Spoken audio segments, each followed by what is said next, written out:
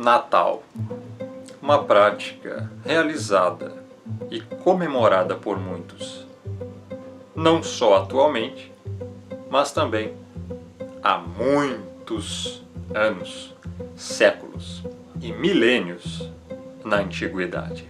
Hoje você vai aprender como surgiu o Natal, de onde surgiu o Natal, se o Natal é uma prática saudável ou não, se ela agrada o Altíssimo e se deve ser comemorada por aqueles que se dizem cristãos, evangélicos, espíritas, ateus, muçulmanos, hindus, católicos, romanistas, filhos do Altíssimo, judeus, israelitas, eleitos, não eleitos, todas as pessoas do mundo. O que significa realmente o Natal? E, por mais incrível que pareça, para onde vão as pessoas que comemoram o Natal? Inocentemente ou não? Eu sou o Rômulo Marasquim, do canal Firmeza da Verdade.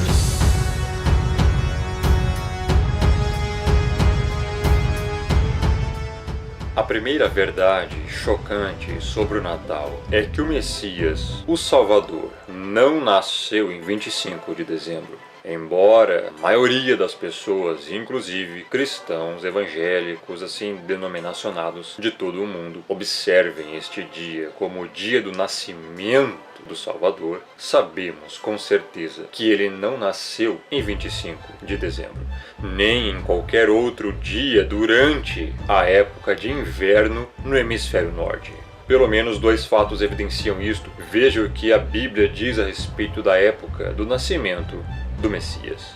Ora, havia naquela mesma comarca pastores que estavam no campo e guardavam durante as vigílias da noite o seu rebanho. Lucas 2:8. Estando estes pastores vigiando suas ovelhas durante a noite pelos campos, o anjo veio até eles com a mensagem do nascimento do Messias. Já é sabido que os pastores da Judéia não se abrigavam nem mantinham suas ovelhas nestes campos abertos após o fim de outubro, devido ao frio, ao vento e à chuva do inverno. Os pastores sempre recolhiam seus rebanhos das montanhas e dos campos até 15 de outubro, aproximadamente.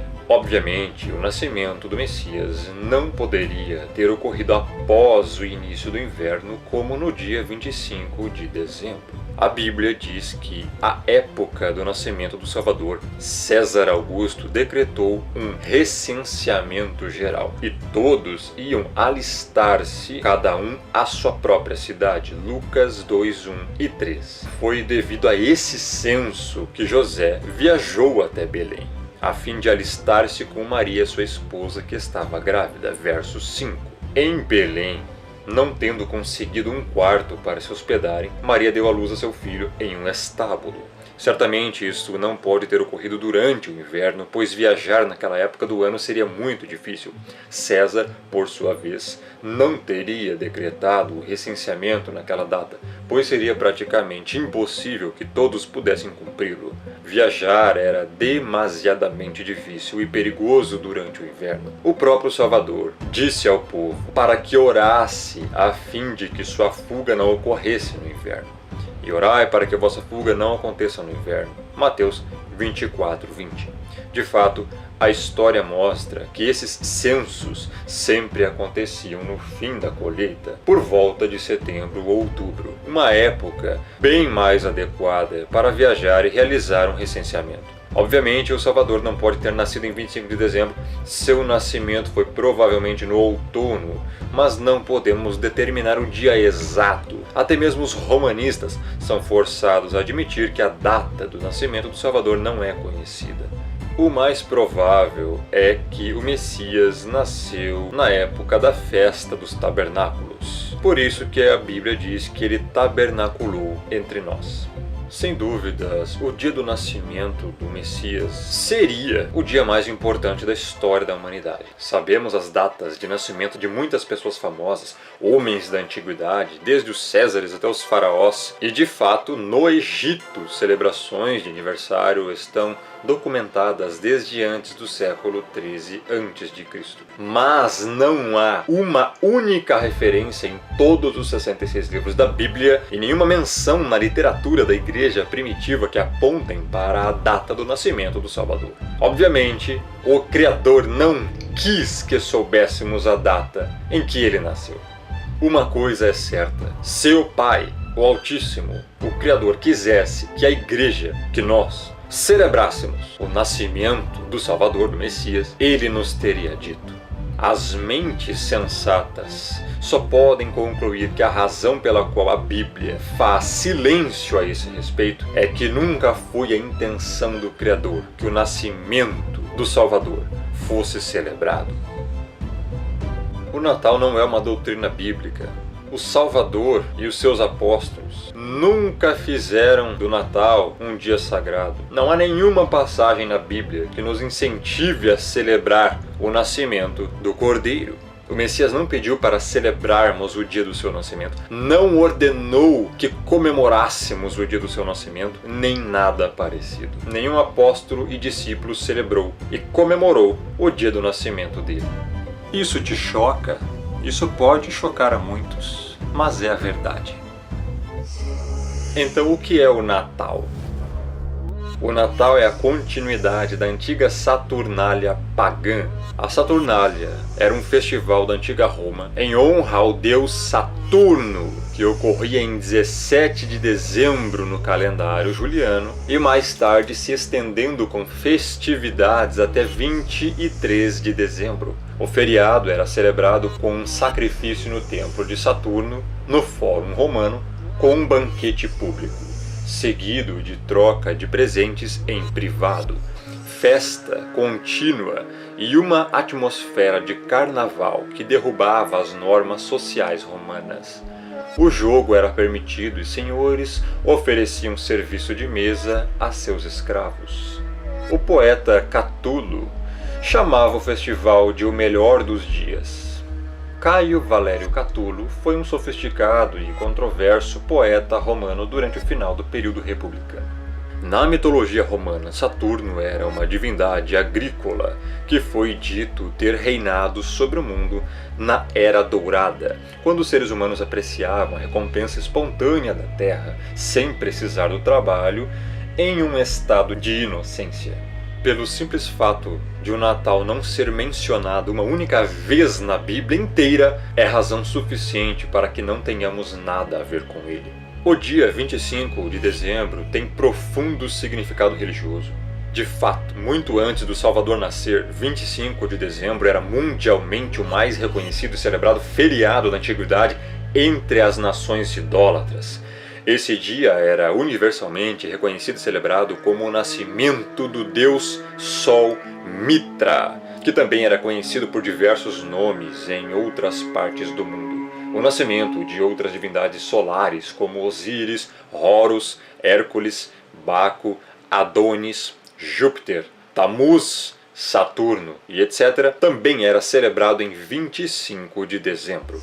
O Natal originou-se a partir do culto a um deus Sol. Era a celebração do solstício de inverno, um período de festanças, orgias e bebedices, exatamente do mesmo modo que muitos celebram ainda hoje. As atuais tradições natalinas, como a decoração do pinheiro, as luzes, os enfeites de folhas de azevinho e flor de Natal, também conhecida como poinsettia ou flor de papagaio, a troca de presentes, as festas e comemorações, são todos elementos essenciais desse solstício de inverno pagão.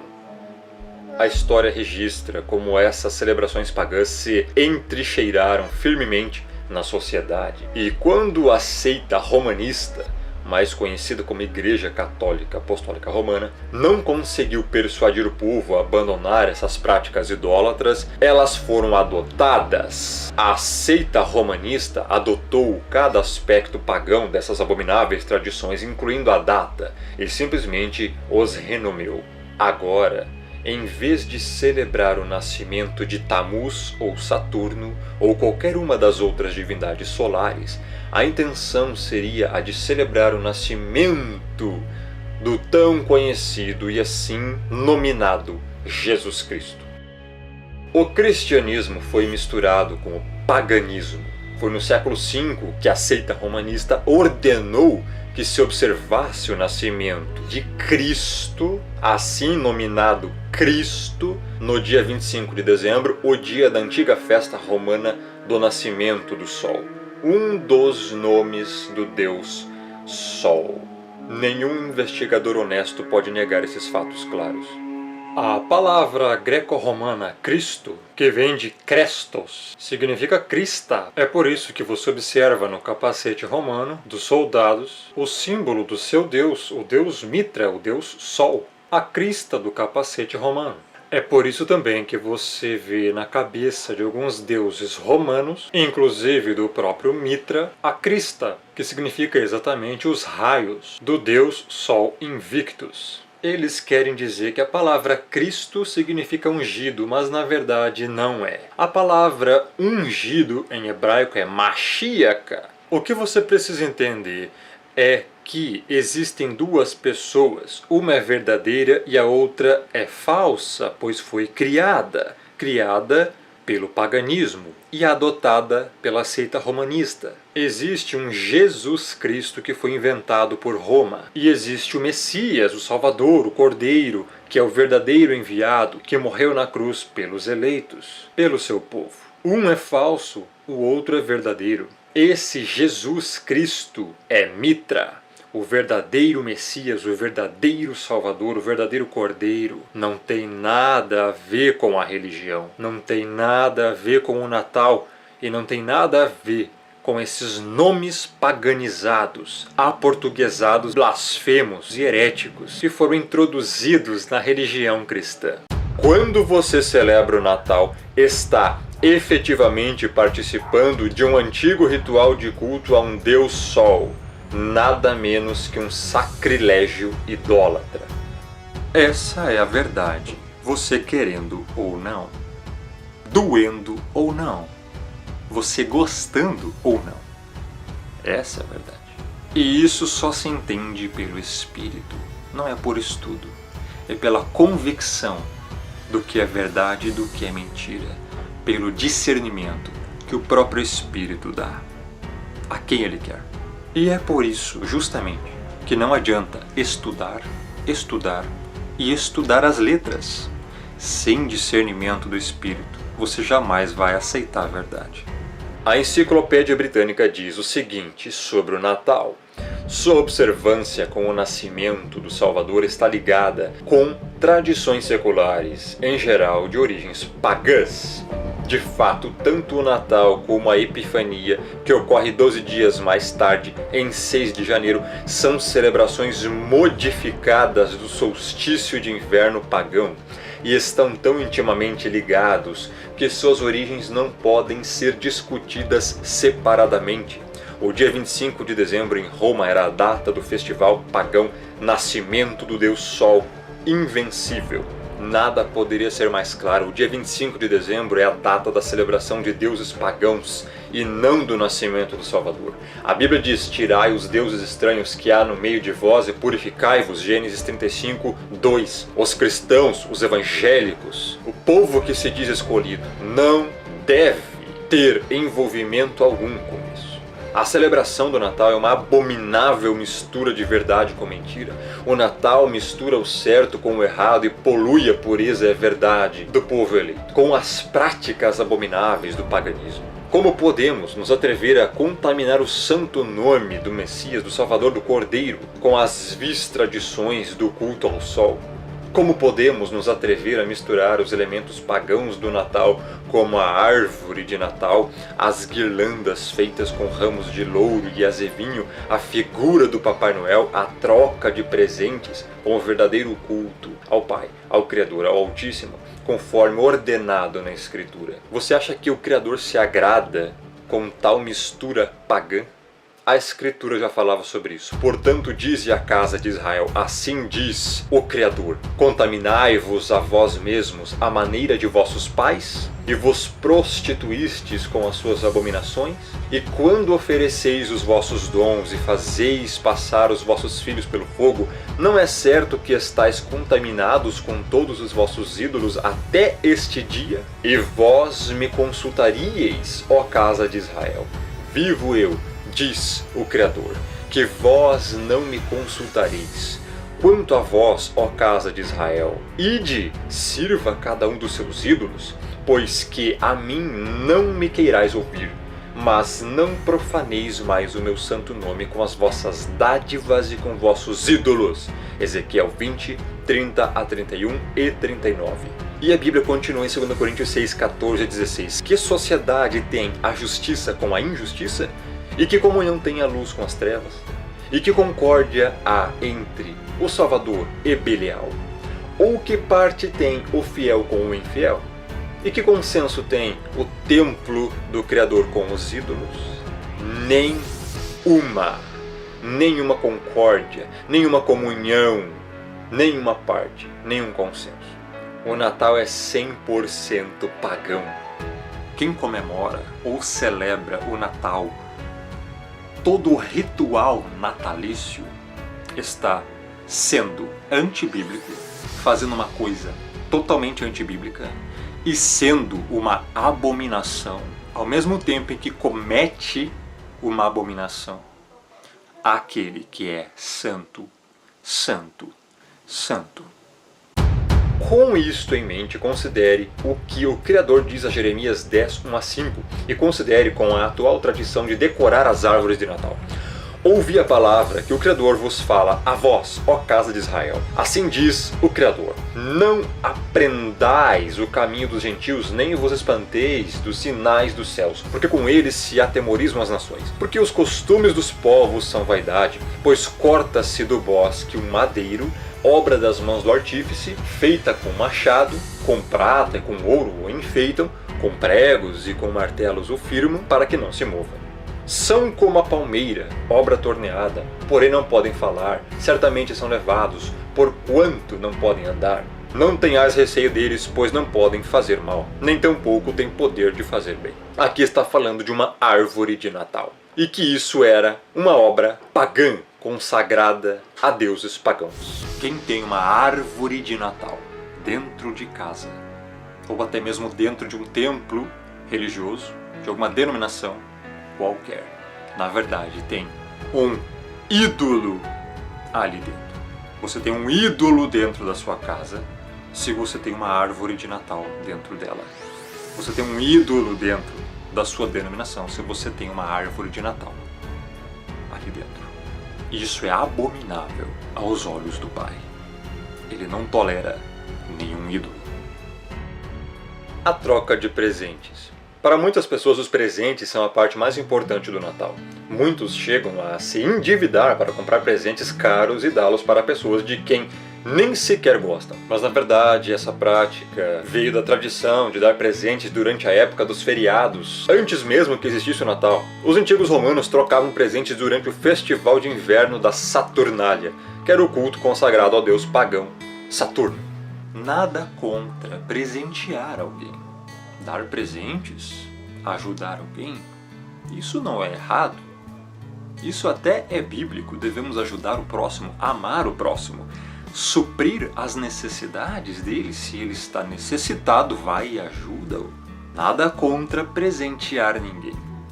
O problema está no detalhe da cerimônia pagã, que está ligado ao ritual pagão idólatra, em tal comemoração.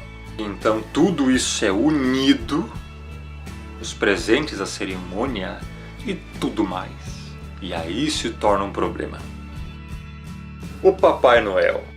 Algumas pessoas querem que acreditemos que Papai Noel foi São Nicolau, um santo e bondoso velhinho que generosamente distribuía presentes aos necessitados. Os fatos históricos, contudo, provam outra coisa. Realmente não há evidência válida que tenha existido algum São Nicolau, apesar da tradição romanista. Mas os costumes e tradições que envolvem o Papai Noel o ligam a Odin ou a Saturno, o deus Sol em pessoa. O Papai Noel foi conhecido por muitos nomes em diferentes países ao longo dos séculos, mas os costumes que o cercam permaneceram os mesmos. Ele sempre foi um homem muito idoso, gentil, de barbas brancas, e isto devido à sua idade. Uma vez ele era Odin, mas quando o cristianismo afugentou os velhos deuses, ele apareceu novamente como São Nicolau. Em inglês, Papai Noel é Santa Claus.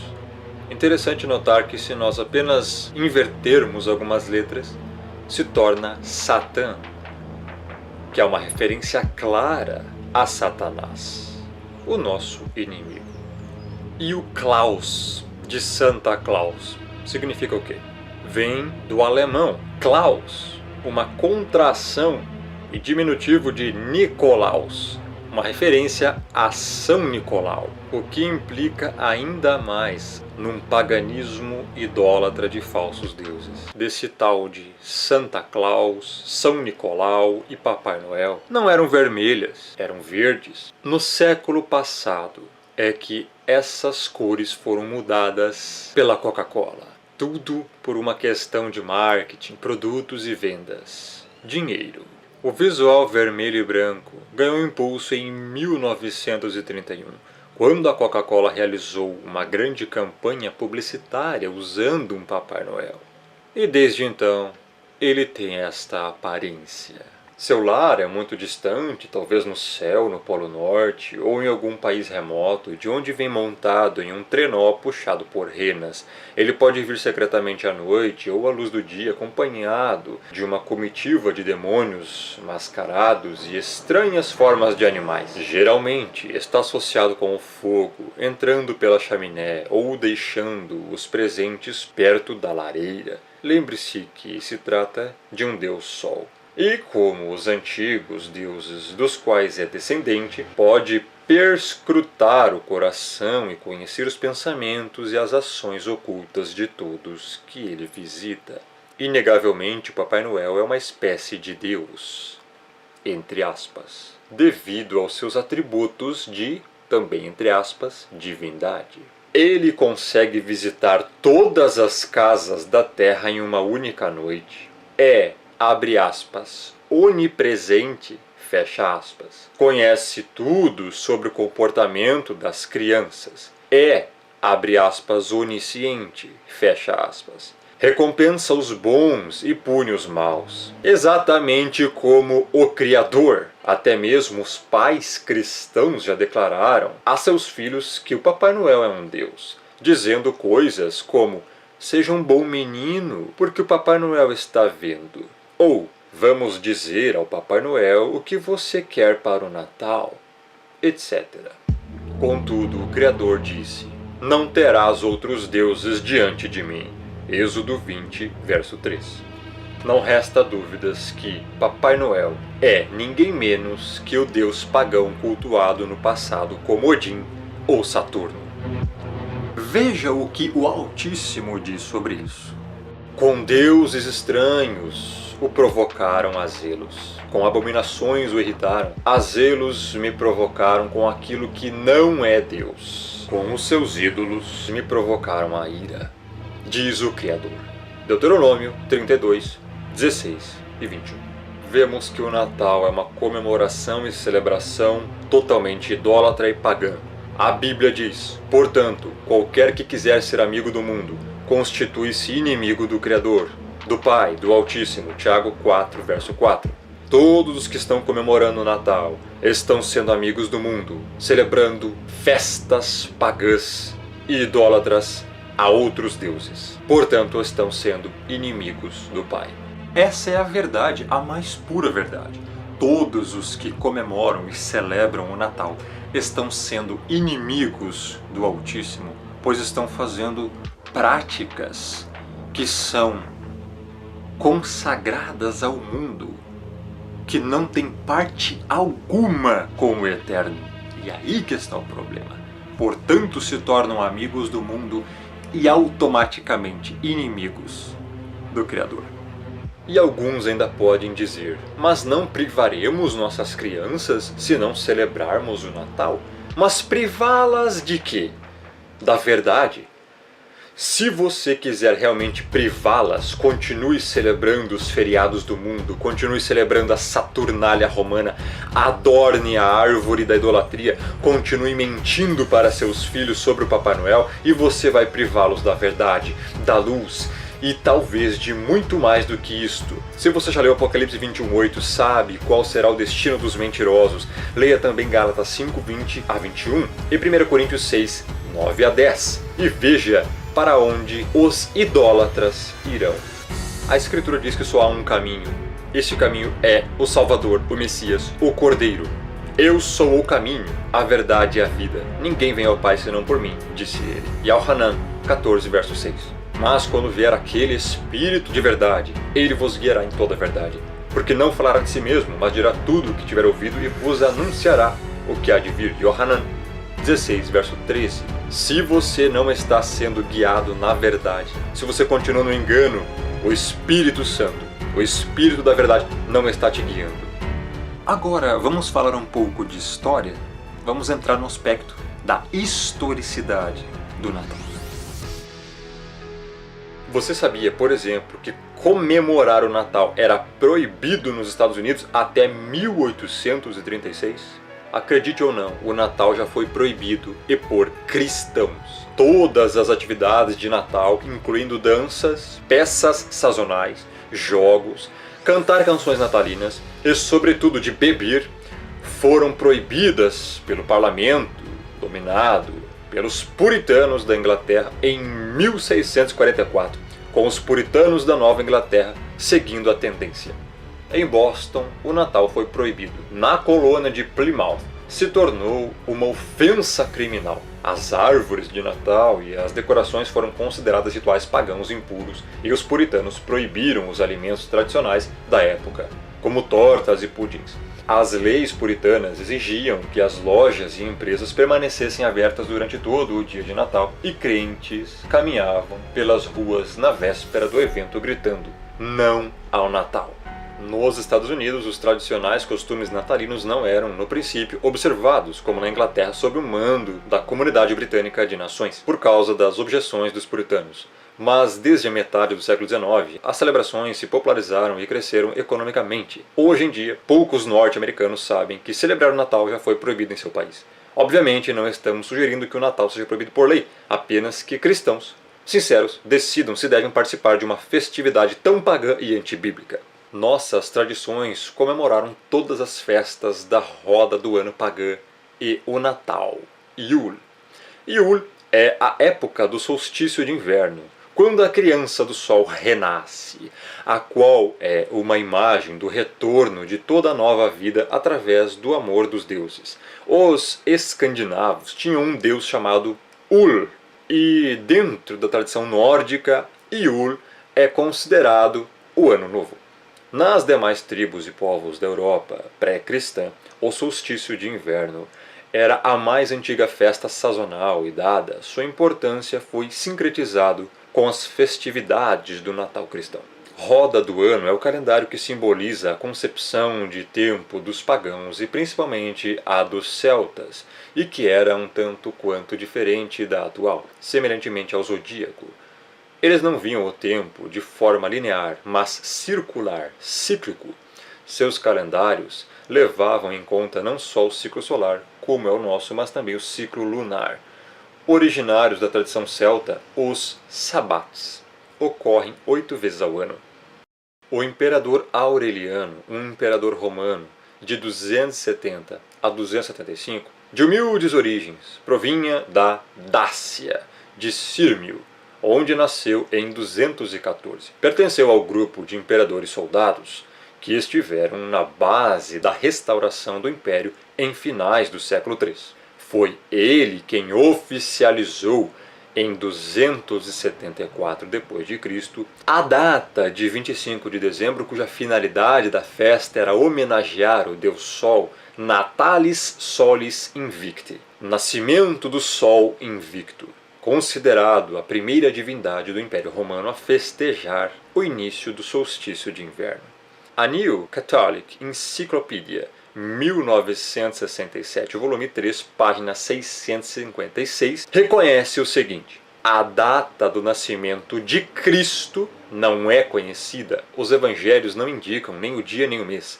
Em 25 de dezembro de 274, Aureliano mandou proclamar o deus Sol como o principal padroeiro do império e dedicou um templo a ele no campo de Marte, o Natal se originou numa época em que o culto do Sol era particularmente forte em Roma. Se formos estudar sobre uma origem ainda mais antiga, vamos chegar aonde sobre o Natal? Por um acaso você já achou o Natal na Bíblia, na Escritura? É óbvio que não, pois ele não existe lá. Mas um fato interessante foi que um dia o Messias nasceu, e foi um fato tão relevante que dividiu a contagem do tempo em dois, antes de Cristo e depois de Cristo. E esse acontecimento não se acredita somente pela fé, é um fato. Agora, como não tiveram como negar isso, inventaram o Papai Noel, as reinas, os duendes e os presentes. Com isso, as crianças crescem acreditando que Papai Noel existe, e à medida que vão crescendo, descobrem que Papai Noel na verdade não existe, nunca existiu, e que tudo era uma farsa. Por associação, subliminarmente, também passam a não dar muito crédito a Jesus Cristo, ao Messias, ao Salvador, a Ele, ao enviado, ao ungido que veio morrer pelos eleitos, pelo povo do Criador. Como se ele também passasse a fazer parte dessa farsa do Natal. Eis aí um dos propósitos obscuros do Natal. Para a gente entender um pouco mais sobre isso, precisamos voltar um pouco no tempo, temos que chegar aos dias de Noé. É a partir daí que nós poderemos entender como surgiu esse costume do Natal. E também podemos aproveitar e falar muitas outras coisas. Por exemplo, quem é a mulher que está estampada em todas as notas do dinheiro brasileiro? Quem é a mulher da moeda, cara ou coroa? De quem é a cara? Qual é a mulher da estátua da liberdade? Qual é a mulher que está como símbolo da Colômbia?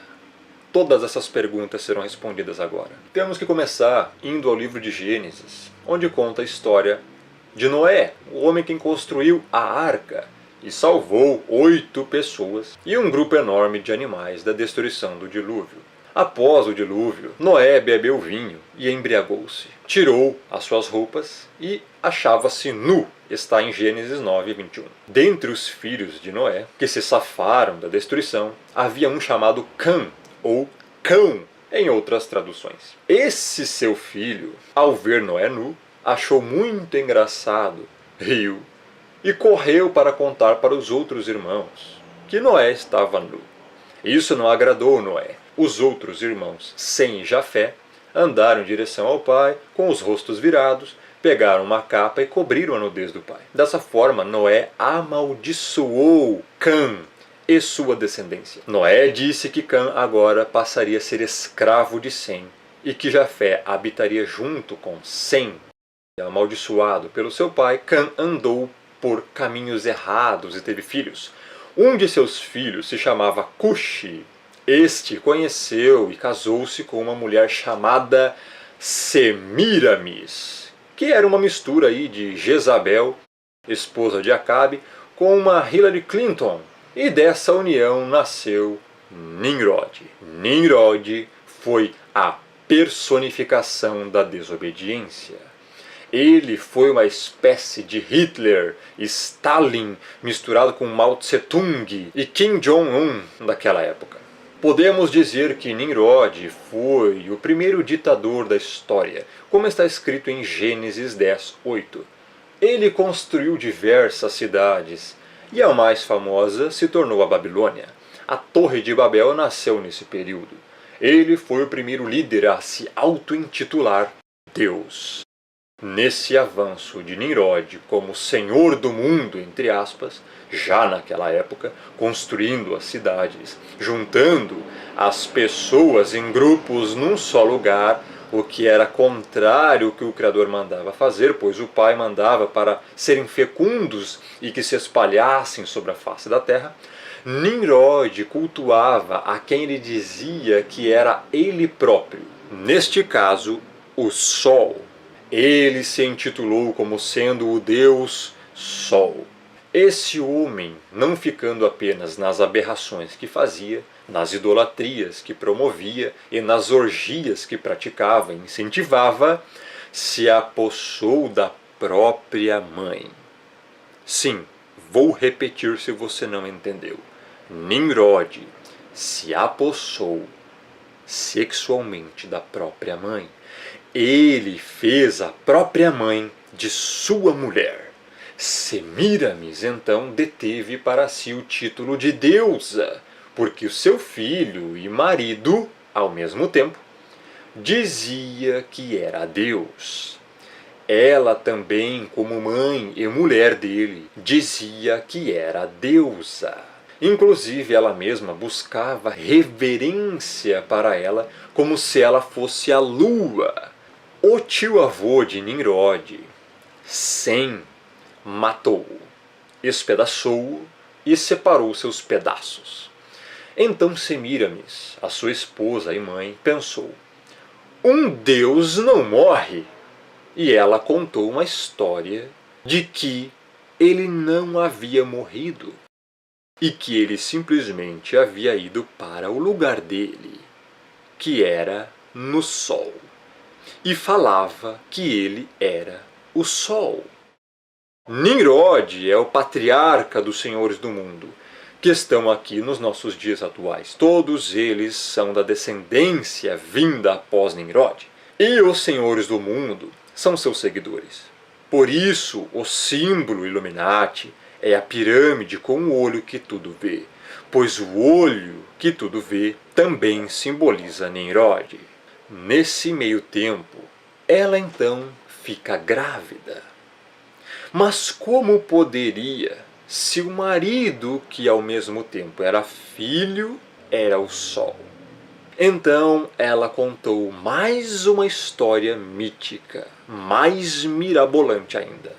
O Deus Sol me engravidou. Vou conceber um fruto do espírito do Deus Sol. Mas na verdade é óbvio que ela tinha feito um filho fora do casamento. Isso é mais do que lógico. Semíramis era uma mulher que não valia nada e hoje é homenageada por todo mundo. Era uma prostituta. Após a morte do marido, grávida, dizia que seu filho, que iria nascer, era o Filho de Deus e colocou nele o nome de Tamuz. A Bíblia fala de Tamuz em Ezequiel 8, 14 e 18. Levou-me à entrada da porta da casa do Criador, que está no lado norte. E eis que estavam ali mulheres assentadas chorando a Tamuz.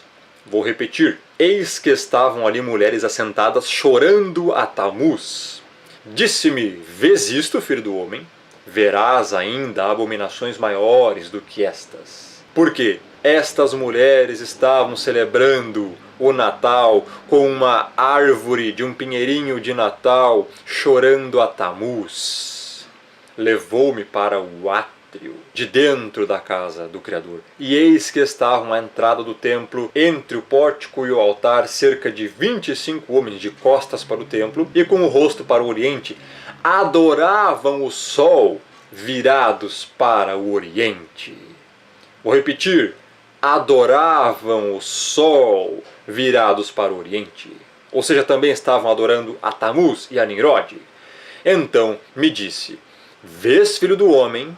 O Criador falando isso para Ezequiel. Está vendo, filho do homem? Está vendo, Ezequiel? Acaso é coisa de pouca monta para a casa de Judá o fazerem deles as abominações que fazem aqui, para que ainda encham de violência a terra e tornem a irritar-me? Ei-los a chegar o ramo ao seu nariz, pelo que também eu os tratarei com furor. Os meus olhos não pouparão, nem terei piedade.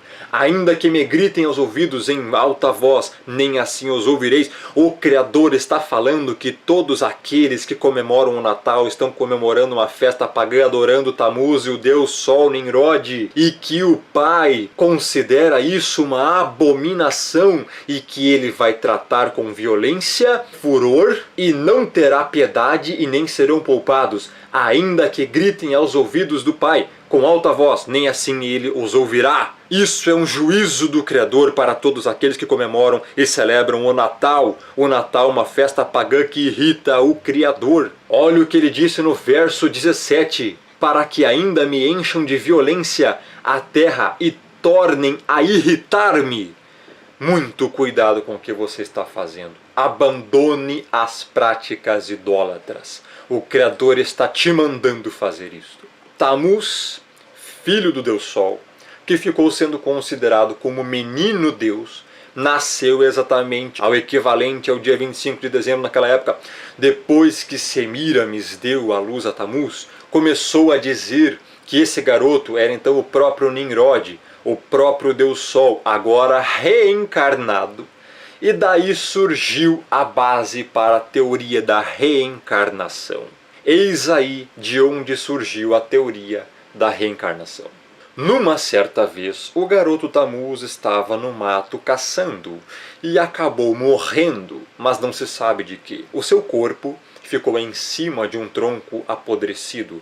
A sua mãe, Semíramis, para não dizer que seu filho havia morrido como qualquer outro mortal, já que ele era Deus, supostamente, espalhou a notícia que seu filho tinha voltado para o céu, para o seu lugar, para o sol, já que ele era o próprio Nimrod. Mas é claro que nós sabemos que tudo isso era uma mentira para eles se manterem no poder e serem vistos como os espirituais, os poderosos da época. E naquele tronco podre, onde o garoto caiu em cima, nasceu um pinheiro. E Semíramis passou a dizer que esse pinheiro era a própria referência do renascimento de Tammuz no mundo. E toda a data de aniversário de Tammuz, de 25 de dezembro, era comum pegar um pinheiro e levar para dentro de suas casas e enfeitá-lo como símbolo do renascimento de Tammuz, uma prática que hoje se traduz pela árvore de Natal. Essa prática religiosa de se levar um pinheiro para dentro de casa e enfeitá-lo já era também acompanhada nessa mesma época da troca de presentes, porque as sacerdotisas e amigas de Semíramis, que choraram aos pés daquele pinheiro e após agradeciam umas às outras e faziam trocas de presentes que eram depositados nos pés desse pinheiro. E daí surge o hábito de se trocar presentes no Natal. E agora, espante-se ao ver o que é realmente o significado da árvore de Natal e dos enfeites que nela estão. A árvore de Natal simboliza o pecado original de Adão e Eva. Os enfeites da árvore de Natal simbolizam o fruto que não era para se comer, que foi ordenado a não ser comido. E a fita que vai em volta da árvore simboliza a serpente que estava no Éden. A árvore de Natal é uma celebração ao primeiro pecado do ser humano. Um ritual satânico comemorando o pecado. É isso que significa a árvore de Natal com seus enfeites e a fita em volta. Todos os que têm árvore de Natal dentro de casa estão comemorando o pecado original de Adão e Eva. A própria Semíramis começou a criar o hábito do confessionário também. As pessoas deviam se confessar a ela e às suas sacerdotisas para ter os seus erros perdoados. Dessa atividade surgiu a crença errônea de se confessar para padres e o símbolo da justiça. Porque o que as pessoas faziam de bem e confessavam era colocado de um lado da balança e do outro lado da balança as coisas que as pessoas não faziam de bom. Ou seja, de ruim era colocado do outro lado do prato da balança. E aí haveria que ter justiça para qual lado da balança pesaria mais. É por isso que até hoje o símbolo da justiça é Semíramis. Da crença e das organizações de Semíramis surgiram todos os fundamentos para tudo o que se diz respeito à religião ainda nos dias de hoje. E dando sequência ao assunto sobre quem é a mulher da nota e da moeda brasileira e quem é a mulher da Estátua da Liberdade, parece mentira, mas não é. É Semíramis, a mulher da nota e da Estátua da Liberdade. Pense bem, que homenagem poderia ser maior que essa para os senhores do mundo? Pense comigo, qual homenagem seria maior do que colocar no dinheiro o rosto de quem está sendo homenageado? Você já imaginou a importância para os senhores do mundo isso? Porque Semíramis foi a padroeira, foi a mãe dos senhores do mundo nesse sentido. Eles acreditam que quanto mais louvarem e adorarem os seus deuses, mais poder lhes será dado. Por isso fazem isso. Nimrod é o antecessor da elite global, dos Illuminati, dos senhores do mundo, que hoje governam a Terra. Ele criou a Torre de Babel, da qual o Criador expulsou todo mundo, confundindo as línguas. Mas agora, a elite global está tentando reverter o quadro e retornar de onde pararam, pois é isso que eles querem, voltar ao ponto em que foram interrompidos, porque Nimrod trabalhava já naquela época para um governo único mundial, para um sistema globalizado. Ele unia todos em um só povo, uma só língua. Mas o Criador interferiu e espalhou todo mundo. O Pai interrompeu esse processo, tirou o rio do curso, vamos dizer assim. Mas agora, nos dias atuais, eles tentam voltar novamente a uma única religião, um único idioma e um único governo mundial. Um único falso Deus. O anti-Messias, assim na Bíblia, denominacionado como o Anticristo. Então, após a queda da Babilônia, quando o Império Persa começou a emergir, os mesmos deuses, Nimrod, o Deus Sol, Tammuz, o filho do Deus Sol, e Semíramis, mãe e esposa de Deus e rainha do céu, ou a deusa Lua, ou seja, essas mesmas divindades, passaram a fazer parte agora da cultura da Pérsia, só que com outros nomes. Então caiu este império e surgiu um novo império através de um jovem chamado Alexandre, o Grande. E o Império Grego começa a crescer e os mesmos deuses são levados para a Grécia e lá adquirem outros nomes. Nimrod passa a ser Zeus, Tammuz passa a ser Eros e Semíramis passa a ser Afrodite. No Egito, Nimrod passa a ser Osíris, Tammuz passa a ser Horus e Semíramis passa a ser Ísis.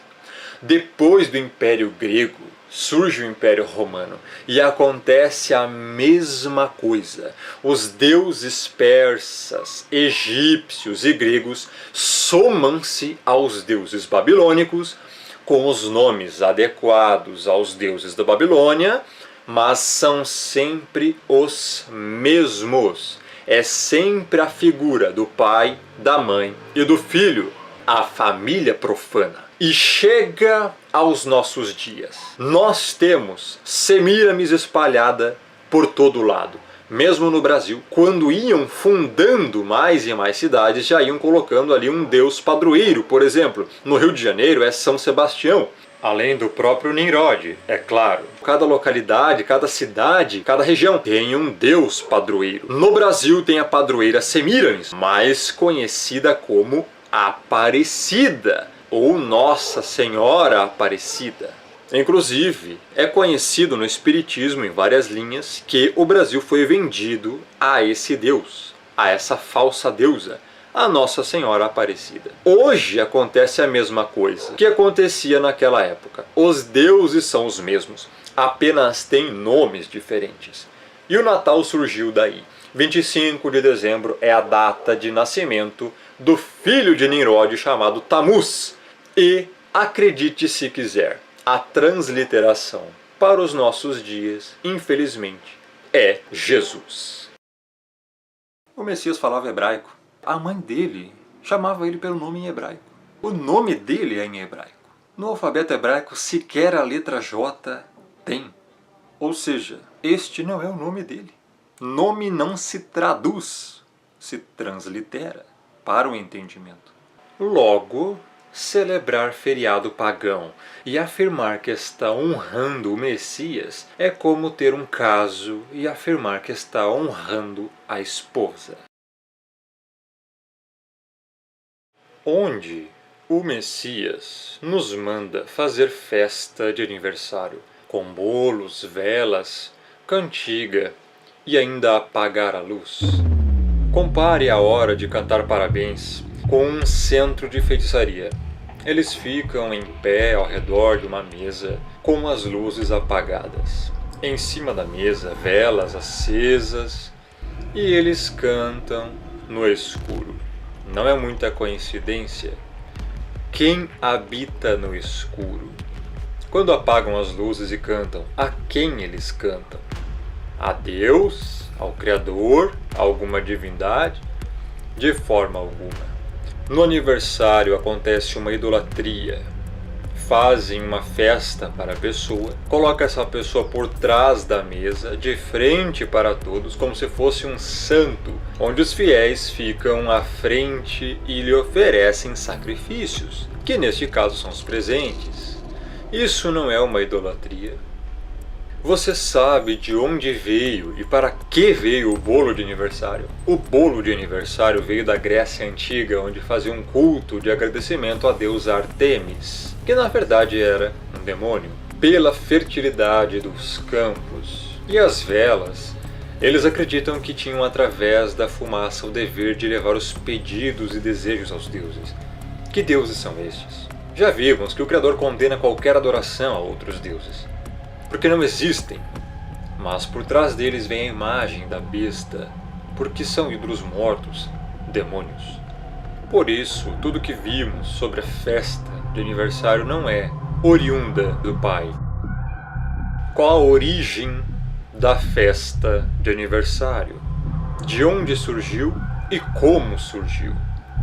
Qual é a verdade oculta por trás da comemoração do tão conhecido aniversário?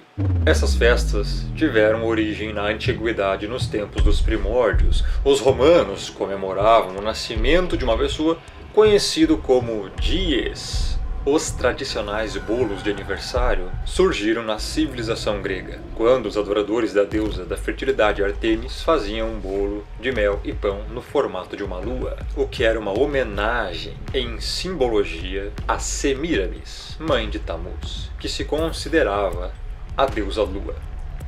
Você pode dizer, mas onde isso está na Bíblia? Está aqui em Jeremias 7, verso 16 ao 20. Tu, pois, não intercedas por este povo. Aqui é o Criador falando para Jeremias, dizendo a ele, não interceda por esse povo, não orem por esse povo idólatra, nem levantes por ele clamor ou oração, nem me importunes, Jeremias. Por quê? Porque eu não te ouvirei.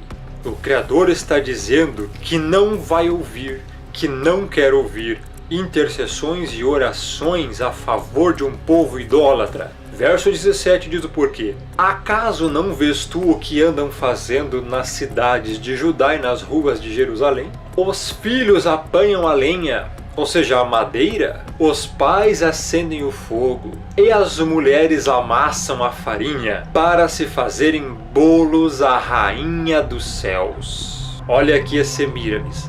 A rainha dos céus é a Semíramis. O bolo está sendo feito e oferecem libações a outros deuses para me provocarem a ira. Verso 19. Acaso é a mim que eles provocam a ira, diz o Criador, e não antes a si mesmos para sua própria vergonha? Verso 20. Portanto, assim diz o Altíssimo, eis que a minha ira e o meu furor se derramarão sobre este lugar. Que lugar? Todo o lugar em que estão fazendo isso, todo o lugar em que estão homenageando a Rainha dos Céus, fazendo bolos comemorando o Natal, pois é uma idolatria a Semíramis, sobre os homens e sobre os animais, sobre as árvores do campo e sobre os frutos da terra,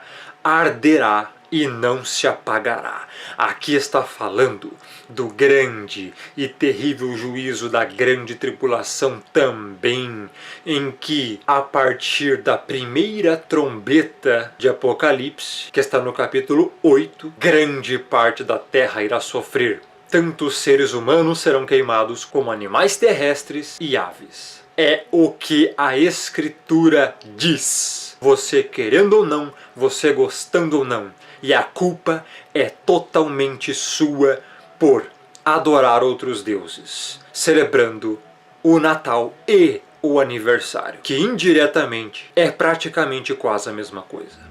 As velas colocadas em cima do bolo também surgiram na antiguidade, na época dos deuses antigos, pois as pessoas acreditavam que a fumaça das velas levavam as preces dos fiéis até o céu, além de proteger o aniversariante de espíritos ruins e garantir sua proteção ao ano vindouro. Sim, você não escutou errado. Toda essa tradição e costume de acender velas em cima de um bolo surgiu do paganismo demoníaco, onde as pessoas acreditavam que tais velas serviam para proteger de espíritos ruins, malignos e garantir sua proteção ao ano que viria. As velas acesas também servem para abrir portais, neste caso de invocação. Só que as velas precisam estar em certas posições específicas. Nesse caso, as posições mais famosas são em formato de pentagrama ou hexagrama. Espíritos malignos são invocados desta maneira. Então abre-se um portal e espíritos malignos adentram a esta dimensão.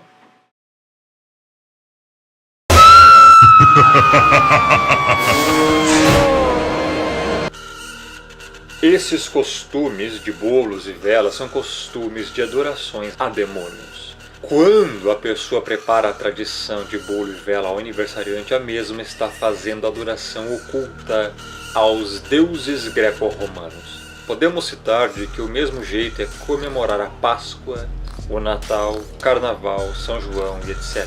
A Páscoa da forma mundana, de coelhinhos e ovos, que não tem nada a ver com o real significado da Páscoa. Mas o que as escrituras sagradas relatam sobre aniversários, na verdade existem duas passagens de aniversários nas escrituras, e não foram nada positivas. Apenas duas. Vejamos. E aconteceu ao terceiro dia, o dia do nascimento de Faraó, que fez um banquete a todos os seus servos e levantou a cabeça do copeiro-mor e a cabeça do padeiro-mor no meio dos seus servos, e fez tornar o copeiro-mor ao seu ofício de copeiro, e este deu o copo na mão de Faraó, mas ao padeiro-mor enforcou, como José havia interpretado. Gênesis 40, 20 a 22. Ou seja, no aniversário do Faraó houve morte. Lembrando também que Faraó invocava Horus e era um ímpio. Vejamos a outra passagem, que foi no aniversário de Herodes. Festejando-se, porém, o dia natalício de Herodes, dançou a filha de Herodias diante dele, e agradou a Herodes. Por isso prometeu com juramento dar-lhe tudo o que pedisse. E ela, instruída previamente por sua mãe, disse: "Dá-me aqui num prato a cabeça de João Batista." E o rei afligiu-se, mas, por causa do juramento e dos que estavam à mesa com ele, ordenou que se lhe desse, e mandou degolar João no cárcere. E a sua cabeça foi trazida num prato e dada à jovem, e ela a levou à sua mãe. Mateus 14, 6 a 11. A própria passagem explica o quão foi negativo o aniversário do rei Herodes. O fato é que nem o nosso Salvador, nem os seus discípulos e nem os seus profetas comemoravam aniversários.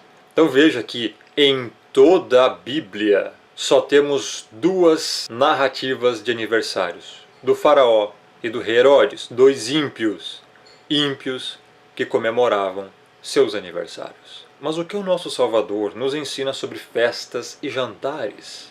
Vejamos. E dizia também ao que eu tinha convidado: quando deres um jantar ou uma ceia, não chames os teus amigos, nem os teus irmãos, nem os teus parentes, nem vizinhos ricos, para que não suceda que também eles te tornem a convidar e te seja isso recompensado. Mas quando fizeres convite, chama os pobres, aleijados, mancos e cegos, e serás bem-aventurado, porque eles não têm com o que te recompensar, mas recompensado te será na ressurreição dos justos. Essa ressurreição dos justos refere-se ao dia da volta do Messias, que será apenas no final da grande tribulação. E então serão dados os galardões, as recompensas, aos salvos. Na interpretação, o que é mais importante para o Salvador é o convite das pessoas mais humildes e necessitadas, e não de pessoas que possam recompensá-las, como parentes, amigos, irmãos e ricos. Note que o dia mais importante na religião conhecida como satanismo é o dia do nascimento, pois acreditam que neste dia nasce um Deus.